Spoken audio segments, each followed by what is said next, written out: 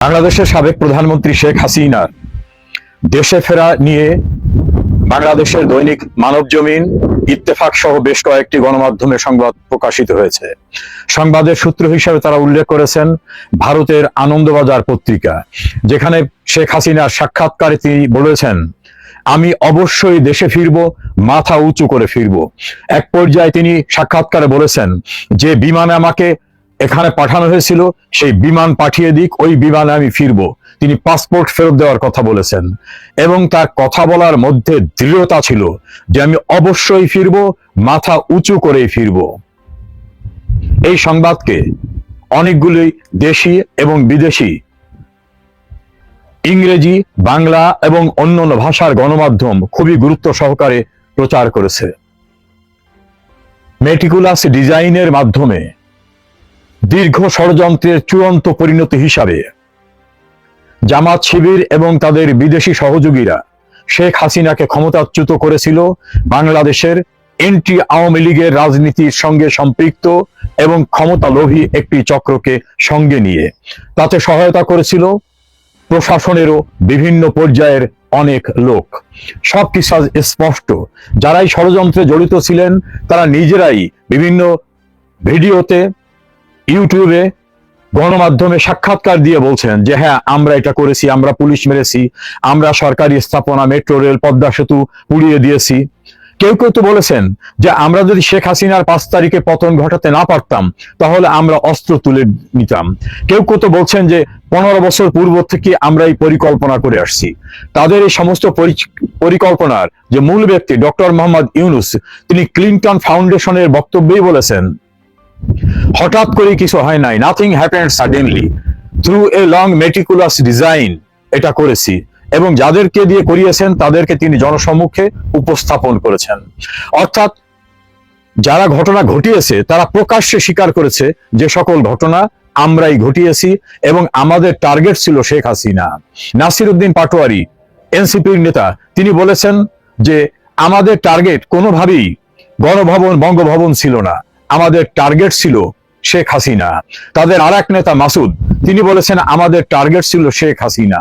অর্থাৎ শেখ হাসিনাকে হত্যা করে তারা মুক্তিযুদ্ধের বাংলাদেশকে ধ্বংস করার যে সুপরিকল্পিত ষড়যন্ত্র ছিল, সেই ষড়যন্ত্র থেকে শেখ হাসিনা এবং বঙ্গবন্ধুর কনিষ্ঠ কন্যা শেখ রেহানা আল্লাহর অশেষ রহমতে রক্ষা পেয়েছেন। ইতোপূর্বেও অন্তত 19 বার হত্যা চেষ্টা থেকে আল্লাহ তাকে রক্ষা করেছেন। সর্বশেষ 2004 সালের 21 আগস্ট যে রাষ্ট্রীয় পৃষ্ঠপোষকতায় ভয়াবহ গ্রেনেড নিক্ষেপ করা হলো, সেদিন তার বেঁচে থাকার কথা ছিল না, সেদিনও তিনি বেঁচে গেছেন। 1975 সনের 15 আগস্ট সৌভাগ্যক্রমে বঙ্গবন্ধুর কন্যা শেখ হাসিনা এবং শেখ রেহানা দেশের বাইরে থাকার কারণে তারা বেঁচে ছিলেন। আমি যে কথাটা খুব স্পষ্টভাবে বলি, আমি খুব কাছের থেকে শেখ হাসিনাকে দেখেছি এবং তার সম্পর্কে জানি। তিনি যা বলেন তিনি সেটা করে ছাড়েন।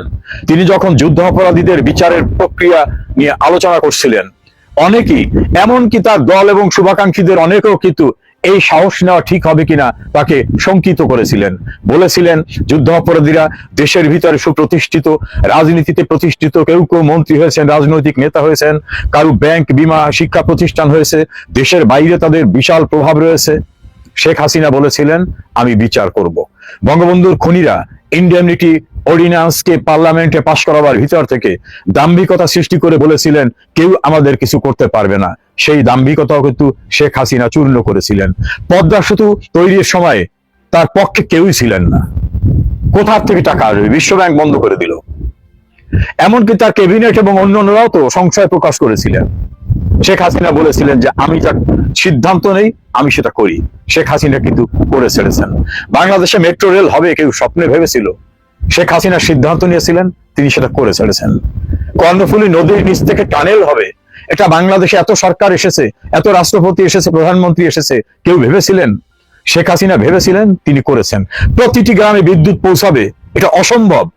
বর্তমান প্রধানমন্ত্রী তার পূর্বের একটা ইন্টারভিউতে বলেছিলেন যে দোকানে, শপে, গ্রামে সর্বত্র বিদ্যুৎ দেওয়া সম্ভব না।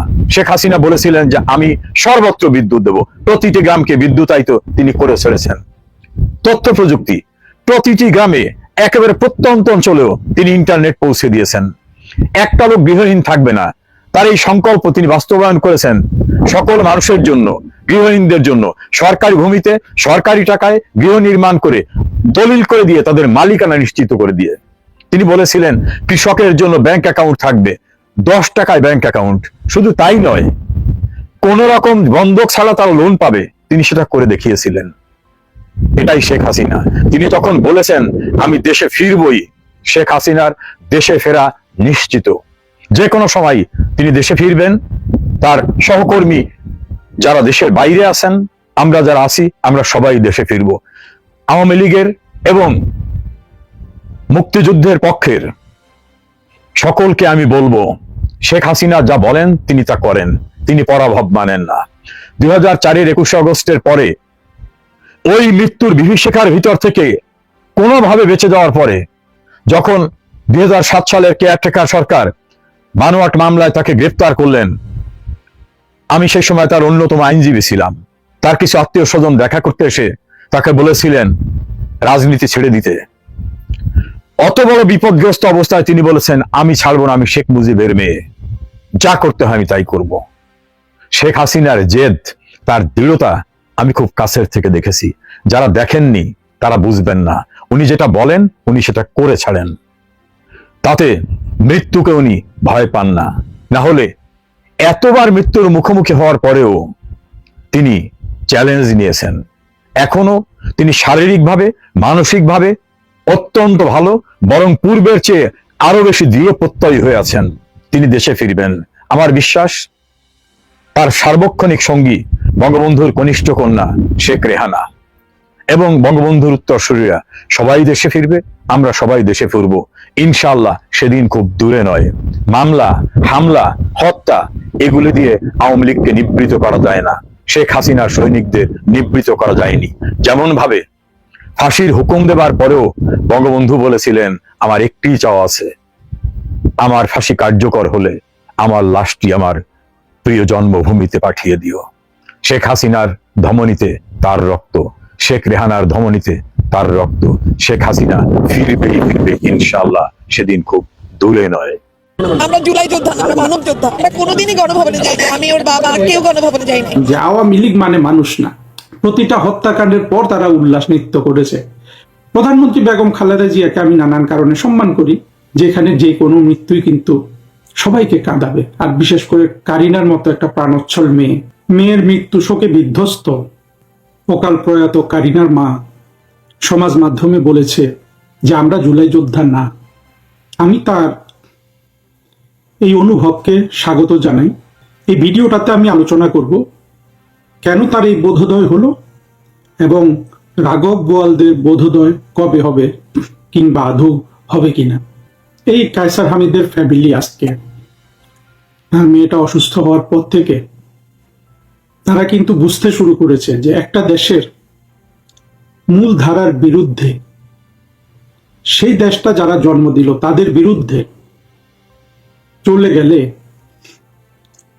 যে অন্যায় হয় সে অন্যায়ের কিন্তু কোনো না কোনোভাবে আপনার শাস্তি হয়ে যায়। আমি এই মানুষগুলোকে কিছুটা সেন্সিবল হিসাবেও এখন দেখছি, কারণ তারা দেখেছে যে জুলাই যুদ্ধ নামে তারা যেটা করেছে এটা ছিল মূলত 1971 সালে পরাজিত ঘাতক বাহিনী দ্বারা 2013-14 সালে প্রধানমন্ত্রী শেখ হাসিনা সরকার যে কিছু চিহ্নিত যুদ্ধাপরাধীকে শাস্তি দিয়েছিলেন, সেটার প্রতিশোধ হিসাবে সরকারের বিরুদ্ধে বিদেশিদের সাথে মিলে একটা ষড়যন্ত্র। এই ষড়যন্ত্র শুরু হয়েছিল কোটা আন্দোলনের নামে একটা জনপ্রিয় ইস্যুকে কেন্দ্র করে। জঙ্গিরা জানে এবং জঙ্গির সাথে যারা তাদের গডফাদার ছিল, সেই দেশি বিদেশি চক্র, আমরা অনেকের নাম জানি, এরা সবাই জানে যে কোটা আন্দোলনটা একটা জনপ্রিয় মুভমেন্ট, এইটা ধরে এগিয়ে যাও। এই আন্দোলন করে ওরা একদিকে যেমন সরকারের পতন ঘটিয়েছে, আরেকদিকে কিন্তু যাদের জন্য এই আন্দোলন ছিল পুরো বাংলাদেশের ছাত্র সমাজ, প্রথমেই তারা এই ছাত্র সমাজকে কিন্তু প্রতারিত করলো। বাংলাদেশের ছাত্ররা তো পরবর্তীতে বুঝে গেছে যে কোটা আন্দোলনের নামে ওরা এটা করে পরবর্তীতে ইউনূস এসে যত চাকরি দিল তারা সব কিন্তু এই জামাত শিবির জঙ্গিদের এই চাকরিতে ঢুকিয়েছে। বিএনপি কতটা পেয়েছে আমি জানি না, কিন্তু বাংলাদেশের যে নিরপেক্ষ সাধারণ মানুষ আছে তাদের কোনো ছেলে মেয়েকে কিন্তু এই ইউনূস কিন্তু এই গত 2 বছরে কোনো চাকরি দেয়নি।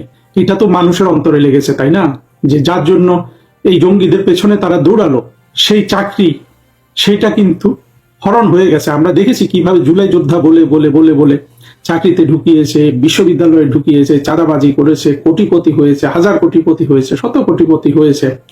একেবারে আপনার স্বর্ণের ঘর থেকে উঠে রাতারাতি পাকা দালান তৈরি করেছে, গাড়ি কিনেছে এই জঙ্গিগুলো। সেটা কিন্তু বাংলাদেশের মানুষ দেখেছে। শুধু তাই নয়, যেই পরিমাণ পরবর্তীতে মানবাধিকার লঙ্ঘন হয়েছিল বাংলাদেশে, সেটাও কিন্তু সাধারণ মানুষ দেখেছে। তদুপরি এই দেশটা মার্কিনীদের কাছে বিক্রি করে দিয়ে ইউনূস এবং তার যে ডাকাত বাহিনী ছিল তারা যে অপরাধ করেছে, সেটাও কিন্তু সাধারণ মানুষের আজকে চোখে পড়ছে। এই জিনিসগুলো, প্রতিটা জিনিস কিন্তু এই কায়সার হামিদের ফ্যামিলির উপরও কিন্তু আপনার পড়েছে। সেই প্রভাবে এই মানুষগুলো আজকে কন্যা হারানোর মাধ্যমে একটা একটা ব্যথাতুর সময়ে তারা কিন্তু তাদের ভুলটা বুঝতে পেরেছে, এবং এই ভুল বোঝার মধ্য দিয়ে এই একটা ফ্যামিলি যাদেরকে আমরা দেখেছি যারা গণভবনে ঢুকে লুট করেছিল এবং কি উল্লাসের সাথে নাচ গান করে কি পরিমাণ আহ্লাদের সাথে এবং খুশিতে তারা দেখাচ্ছিল কি কি তারা চুরি করেছে, সেটার আঘাত কিন্তু এরা যথেষ্ট পরিমাণে পেয়েছে আজকে কন্যার শোকের সাথে। অর্থাৎ এই শোকটার মধ্যে তারা বুঝতে পেরেছে যে তাদের অপরাধ হয়েছে এবং তারা মোটামুটি ক্ষমা চেয়েছে, অনুতপ্ত হয়েছে, এবং কায়সার হামিদও সেটা করেছে। পাশাপাশি এটার জন্য বাংলাদেশের মূলত জঙ্গি যারা ভালো বয়ান তৈরি করতে পারে, যারা মানুষকে প্রভাবিত করতে পারে, তারা কিন্তু বলছে যে এই একজনের মৃত্যু হয়েছে, মৃত্যুর সময় যারা যারা আনন্দ করে, যারা মৃত্যুর সময় খোঁটা দেয়, যারা মৃত্যুর সময় খোঁচা দেয়, তারা মানুষ না, তারা অমানুষ। এইটা তারা ব্যাপকভাবে প্রচার করার চেষ্টা করছে। কিন্তু আর বলছে যে আওয়ামী লীগ হলে মানুষ হয় না। এটা হলো জঙ্গিদের যেটা বট বাহিনী বলে, এই বট বাহিনীর একটা কমন স্লোগান যে আওয়ামী লীগ মানে মানুষ না, অর্থাৎ অমানুষ, নিষ্ঠুর। এটা দুইভাবে ওরা করে। আওয়ামী লীগ মানে মানুষ না হলো ওদেরকে মেরে ফেলো, সেটা আর একটা হলো যে এরা নিষ্ঠুর। এটা কিন্তু আপনার এই জঙ্গিগুলা এখন ফেসবুকে ভালো করে প্রচার করছে মানুষের সহানুভূতি পাওয়ার জন্য। কিন্তু মানুষের সহানুভূতি তারা এখন আর সহজে পাবে না, এবং মানুষ সাথে সাথে এটাও স্মরণ করছে যে বাংলাদেশে সত্যিকারের নিষ্ঠুরতা কারা শুরু করেছিল। প্রথম নিষ্ঠুরতা বাংলাদেশের জীবনে কি ছিল? সেটা ছিল 1975 সালের 15ই আগস্ট বঙ্গবন্ধুকে সপরিবারে হত্যা করা। এর চেয়ে তো বাংলাদেশে বড় কোনো নিষ্ঠুরতা হয়নি আসলে, হতেও পারে না। জাতির পিতাকে সপরিবারে, তার সহধর্মিনীকে, তার শিশুপুত্রকে যেই হত্যাকাণ্ড চালিয়ে, যেই বর্বরতা চালিয়ে বাংলাদেশের স্বাধীনতা বিরোধী মুক্তিযুদ্ধে পরাজিত শক্তি নারকীয়তা দেখিয়েছে, সেটা কিন্তু সেটার তুলনায় বাংলাদেশে যা কিছুই পরবর্তীতে হয়েছে সেটার তো কোনো কিছুর তুলনা চলে না। একইভাবে দেখুন, পরবর্তীতে আমরা দেখেছি যে নিষ্ঠুরতার শত শত নিষ্ঠুরতা আছে।